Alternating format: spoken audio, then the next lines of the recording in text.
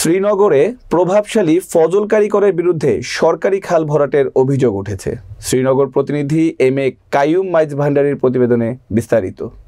বুধবার বিকেলে উপজেলার ভাগ্যকুল ইউনিয়নের জগন্নাথপট্টি প্রাইমারি স্কুল সংলগ্ন সরকারি খাল ভরাটের অভিযোগ ওঠে ওই এলাকার মৃত হাতেম কারিকরের ছেলে প্রভাবশালী ফজল কারিকর সহ তার স্ত্রী ও ছেলে ফাহিম কারিকরের বিরুদ্ধে।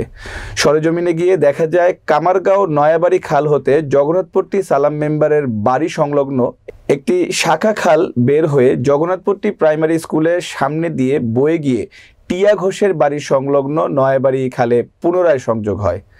গত কয়েকদিন ধরে জগন্নাথপট্টি গ্রামের প্রভাবশালী ফজল কারিকর, তার স্ত্রী ও ছেলে ফাহিম কারিকর গং তাদের নিজেদের প্রভাব খাটিয়ে ড্রাম ট্রাক দিয়ে বালু এনে খালটি ভরাট করে পানি প্রবাহ পথ একেবারে বন্ধ করে দিয়েছে।